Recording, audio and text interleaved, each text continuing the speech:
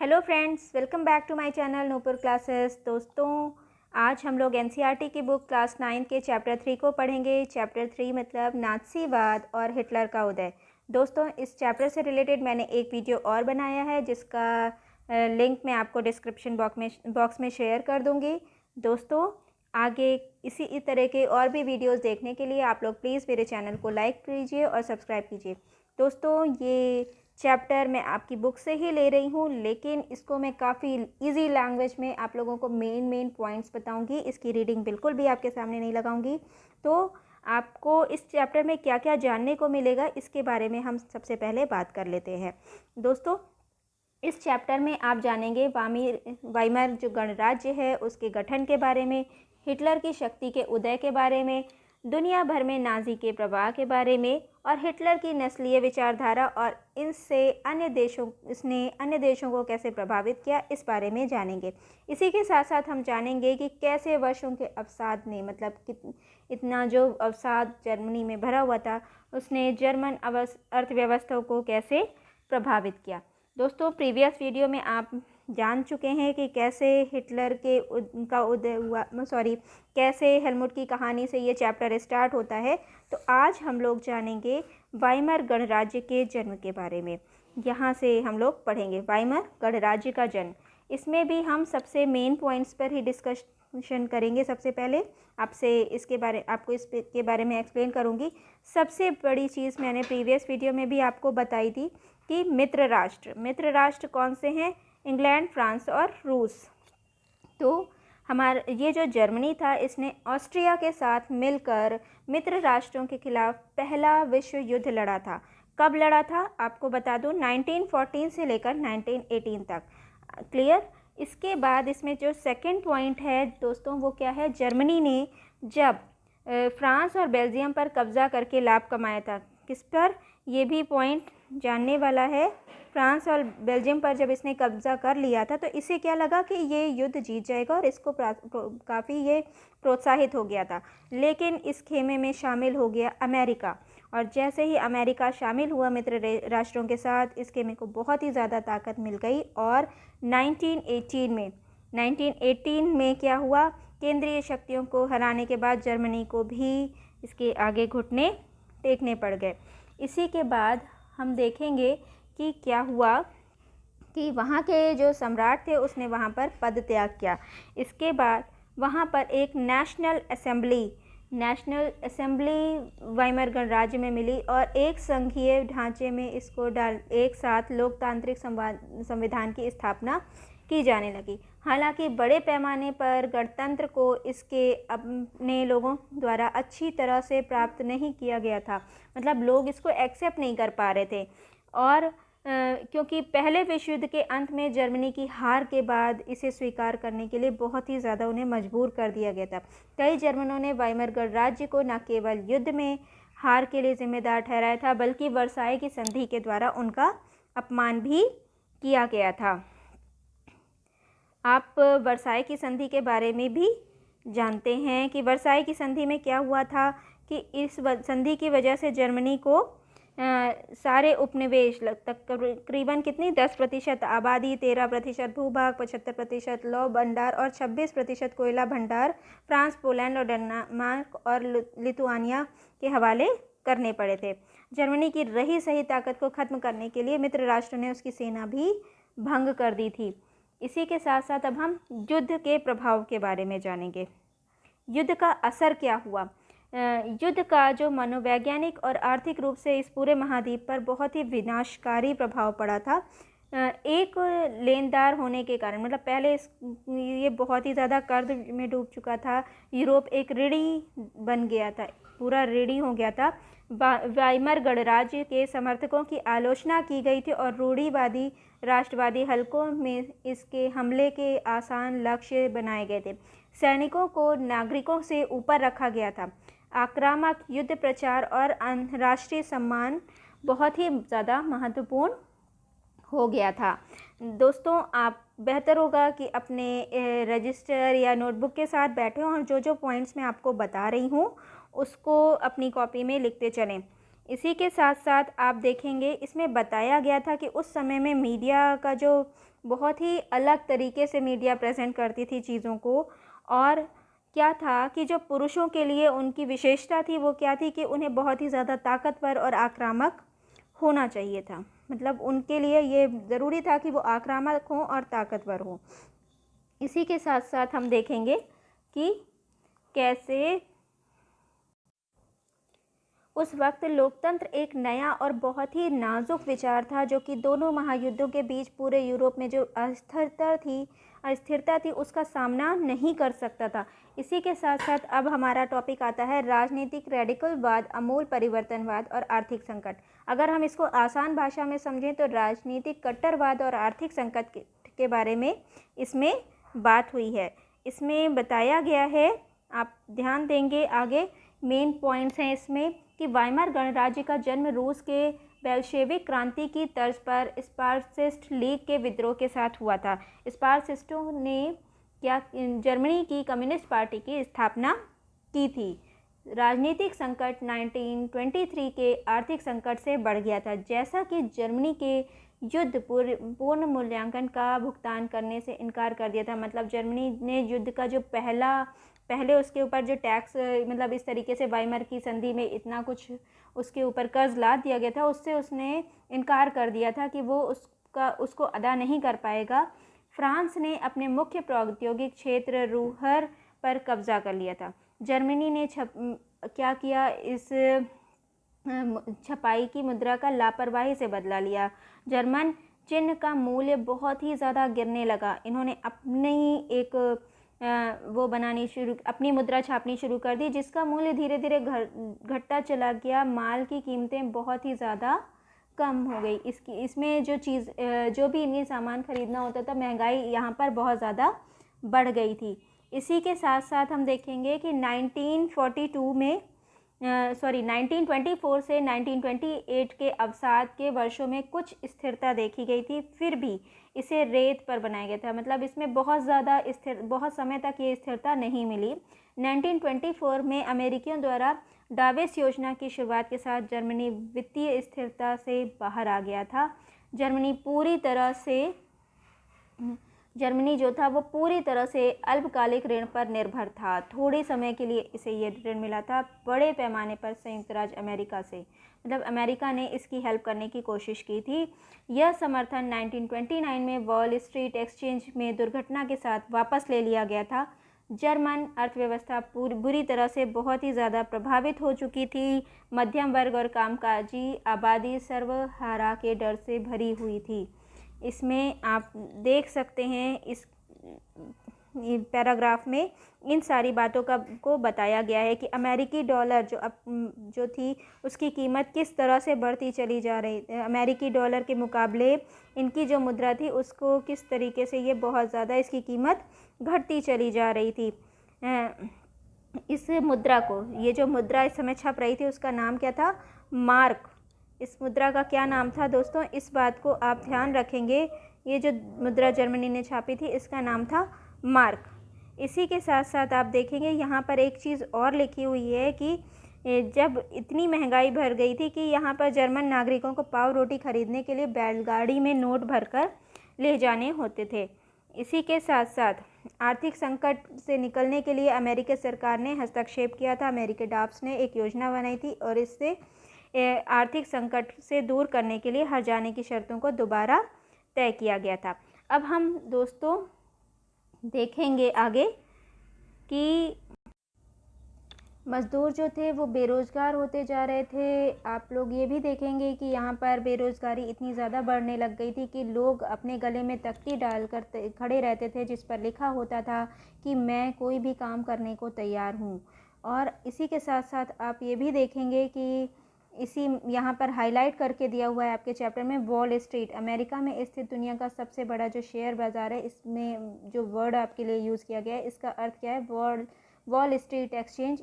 ये अमेरिका में स्थित दुनिया का सबसे बड़ा शेयर बाज़ार है।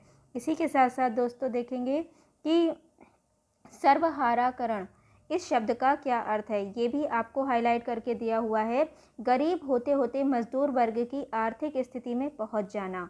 इसी के साथ हम अब ये समझेंगे, हिटलर के उदय के बारे में जानने से पहले हम ये समझेंगे कि वाइमर गणराज्य में कुछ अंतर्निहित जो दोष थे वो क्या थे। अंतर्निहित दोष अनुपातिक प्रतिनिधित्व था, जो बहुत ही अनुपातिक नहीं था, और उसी के साथ साथ क्या था, अनुच्छेद जो 48 था, जिसने राष्ट्रपति को आपातकाल लगाने, नागरिक अधिकारों को निलंबित करने और डिक्री द्वारा शासन करने की शक्तियां दी हुई थी। दोस्तों, इसी के साथ साथ अब हम आगे जानेंगे कि हिटलर के उदय के बारे में हम जानेंगे। हिटलर का जन्म 1889 में ऑस्ट्रिया में हुआ था। उन्होंने प्रथम विश्व युद्ध में बहादुरी के लिए कई पदक हासिल किए थे। जर्मनी के हार ने उसे बहुत ही ज़्यादा भयभीत कर दिया था। वर्साई की संधि से तो वो काफ़ी ज़्यादा उग्र हो गया था, उसे बिल्कुल भी वर्साई की संधि बर्दाश्त नहीं थी। वह जर्मन वर्कर्स पार्टी में शामिल हो गए थे और उसका नाम बदलकर उन्होंने क्या रख दिया था, national socialist German workers party कर दिया था। यह बाद में नाजी पार्टी के रूप में जाना जाने लगा था। इसी के साथ साथ आप देखेंगे कि महामंदी के दौरान नाजीवाद एक जन आंदोलन बन गया था। नाजी प्रचार ने एक बेहतर भविष्य की उम्मीद जगाई थी। हिटलर एक शक्तिशाली और प्रभावी वक्ता था, बहुत ही अमेजिंग स्पीकर हुआ करता था। उन्होंने लोगों को एक मजबूत राष्ट्र देने का वादा किया था और वहाँ सभी को रोजगार देने की भी बात उसने कही थी। इसी के साथ साथ आप देखेंगे कि लोकतंत्र का विनाश कैसे शुरू हुआ। दोस्तों, मैं सिर्फ मेन पॉइंट्स के बारे में ही डिस्कस कर रही हूँ इस चैप्टर में। आप अपनी बुक से इसको और भी डिस्क्राइब करके एक एक पॉइंट्स को पढ़ सकते हैं। अब हम देखेंगे लोकतंत्र का विनाश। हिटलर ने 30 जनवरी 1933 को मंत्रालयों के मंत्रिमंडल में सर्वोच्च स्थान प्राप्त किया था। हिटलर ने लोकतांत्रिक शासन की संरचनाओं को समाप्त करने के लिए काम किया था। 28 फरवरी, यहाँ पे आप देखेंगे ये डेट दी हुई है, 28 फरवरी 1933 के फायर डिक्री ने भाषण, प्रेस और विधानसभा की स्वतंत्रता जैसे नागरिक अधिकारों को निलंबित कर दिया। कम्युनिस्टों को यह जल्दी ही नव स्थापित एकाग्रता शिविरों में पैक किया गया था। सभी राजनीतिक दलों पर प्रतिबंध लगा दिया गया था। लोगों को नियंत्रित करने और नपुंसकता के साथ शासन करने के लिए विशेष निगरानी और सुरक्षा बल बनाए गए थे। दोस्तों, इसी के साथ साथ हम अब क्या देखेंगे कि कैसे पुनर्निर्माण शुरू हुआ। अर्थशास्त्री का नाम क्या है, हेशेलमार स्केच को आर्थिक स्थिति सुधार की जिम्मेदारी दी गई थी। यह एक राज्य निर्मित आर्थिक कार्यक्रम के माध्यम से किया जाना था। इसमें आप देखेंगे कि हिटलर ने 1933 में लीग ऑफ नेशन से बाहर निकाला। हिटलर ने 1933 में लीग ऑफ नेशन से बाहर निकाला। 1936 में राइनलैंड को फिर से खड़ा किया और 1938 में नारा के तहत ऑस्ट्रिया और जर्मनी को एकीकृत किया। एक लोग साम्राज्य और एक साम्राज्य का एक नेता, ऐसी उसने नीति बनाई। वह फिर चेकोस्लोवाकिया ने सुडेनलैंड ले गया और हिटलर को इंग्लैंड का समर्थन बिल्कुल नहीं था। वो यही नहीं रुके। उन्होंने आर्थिक संकट से बाहर निकलने के लिए युद्ध को चुना। उन्होंने किसको चुना? युद्ध को चुना और क्षेत्र के विस्तार के माध्यम से संसाधनों को संचित किया जाना था। सितंबर 1940 में आईएनवी जर्मनी ने पोलैंड पर आक्रमण किया। इसने फ्रांस और इंग्लैंड के साथ युद्ध शुरू कर दिया। संयुक्त राज्य अमेरिका ने युद्ध में भागीदारी का विरोध किया, लेकिन जब जापान ने हिटलर को अपना समर्थन दिया और पर्ल हार्बर पर बमबारी की तो अमेरिका युद्ध में शामिल हो गया था। इसी के साथ साथ 1945 में हिटलर की हार और जापान में अमेरिकी हिरोशिमा और नागासाकी पर बमबारी के साथ युद्ध समाप्त हो गया था। इसी के साथ साथ अब हम देखेंगे नाजी नाज़ियों का विश्व दृष्टिकोण। नाज़ी विचारधारा के अनुसार लोगों के बीच कोई भी समानता नहीं थी, वह केवल नस्लीय पदानुक्रम था। मतलब नाज़ियों ने जल्दी ही सभी लोगों को शारीरिक रूप से समाप्त करके शुद्ध जर्मनों का एक विशेष नस्लीय समुदाय बनाने के लिए अपने सपने को लागू करना शुरू कर दिया, जिन्हें अवांछनीय माना जाता था, जिन्हें वो अपनी मतलब जर्मनी में जर्मन नहीं मानते थे। वे शुद्ध और स्वस्थ नार्डिक आर्यों के समाज को चाहते थे।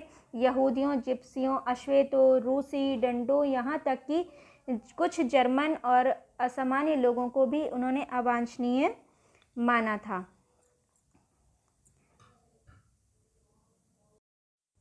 दोस्तों, नस्लीय कल्पनालोक में क्या था कि नरसंहार और युद्ध एक ही हिस्से के दो पहलू बन गए थे। अधिकृत पोलैंड को विभाजित किया गया था। ध्रुवों को अपने घरों और संपत्तियों को पीछे छोड़ने के लिए मजबूर कर दिया गया था, ताकि कब्जा किए गए यूरोपियों को जातीय यूरोपियों द्वारा कब्जा कर लिया जा सके। इसमें आप ये देख सकते हैं कि बताया गया था कि जो ऐसे बच्चे होते थे जो उनकी नस्ल के हिसाब से नहीं होते थे, उनके माँ बाप उनसे छीन लिए जाते थे, या बच्चों को उनसे छीन लिया जाता था, उन्हें अनाथ आश्रमों में डाल दिया जाता था। उनमें से ज़्यादातर मर जाते थे। इनके लिए एक अलग बस्ती बसाई गई थी जिसे क्या कहते थे, घेटो कहते थे, और गैस चैम्बर में इनको दंड भी दिया जाता था। यहाँ पर आप देख सकते हैं यहूदियों को गैस चैम्बरों तक ले जाने वाली एक मालवाहक गाड़ी। इसी के साथ साथ ये कुछ मेन पॉइंट्स आपको चैप्टर में दिए गए हैं, जिन्हें आप पढ़ सकते हैं। इसके बाद हम जानेंगे ये जर्मनी में युवाओं की स्थिति कैसी थी। हिटलर ने महसूस किया कि बच्चों को नाज़ी विचारधारा सिखाकर एक मजबूत नाज़ी समाज की स्थापना की जा सकती है। सभी स्कूलों में जो शिक्षक थे उन्हें जर्मन शिक्षक ही उसमें भर्ती किए गए। इसी के साथ साथ बच्चों को दो समूहों में विभाजित कर दिया गया, वांछनीय और अवांछनीय, और उन्हें नाज़ी जो विचारधारा थी उसके बारे में पढ़ाया जाने लगा। पाठ्य पुस्तकों को फिर से लिखा गया। स्कूलों में खेल के कार्यों को हिंसा और आक्रामकता की भावना से बिल्कुल पोषित कर दिया गया था। 10 साल के बच्चों को जुंग वोक में प्रवेश करना था। 14 साल की उम्र में सभी लड़के हिटलर यूथ में शामिल हो गए थे। इसी के साथ साथ वे 18 साल की लेबर सर्विस में शामिल हो गए थे। इसी के साथ आप देखेंगे युंग फोक क्या है, 14 साल से कम उम्र के वाले बच्चों को नाज़ी युवा संगठन है इसके लिए। इसी के साथ है मातृत्व की सोच। इस मातृत्व की सोच में क्या था, महिलाओं को अच्छी माँ और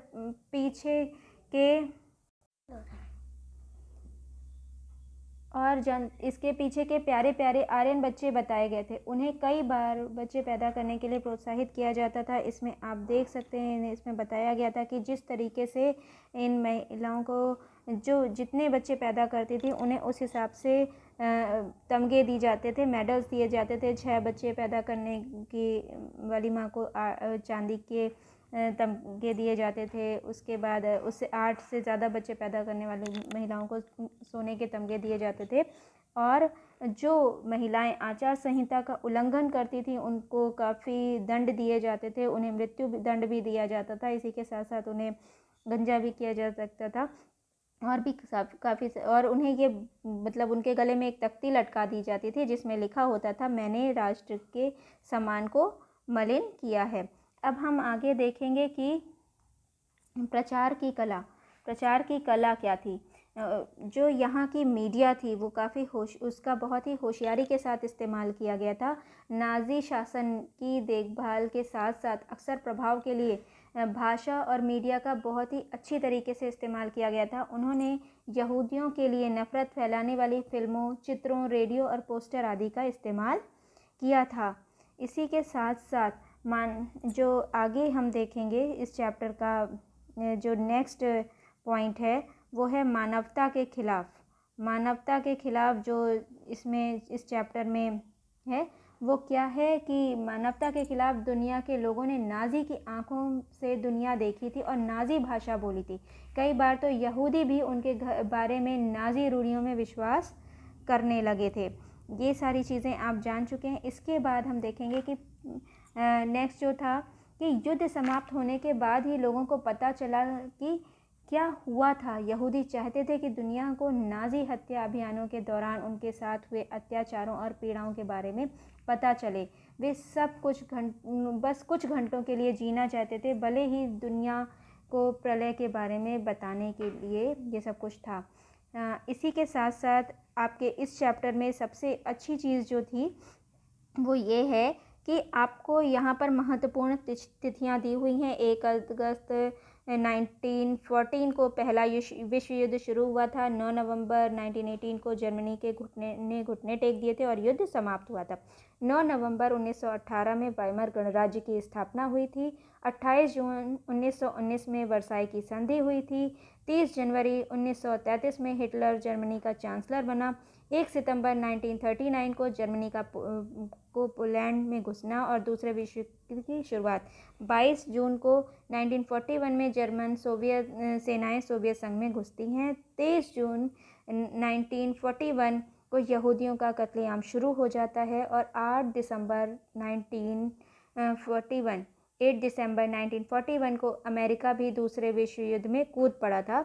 27 जनवरी 1945 सोवियत फौजें जो थी ऑशविट्ज़ को मुक्त कराती हैं। 8 मई 1945 में यूरोप में मित्र राष्ट्रों की विजय होती है। दोस्तों, अगर आप लोगों को मेरा चैनल पसंद आया हो और मेरा ये वीडियो पसंद आया हो तो प्लीज़ मेरे चैनल को लाइक कीजिए और सब्सक्राइब कीजिए। इसी के साथ थैंक यू एवरीवन।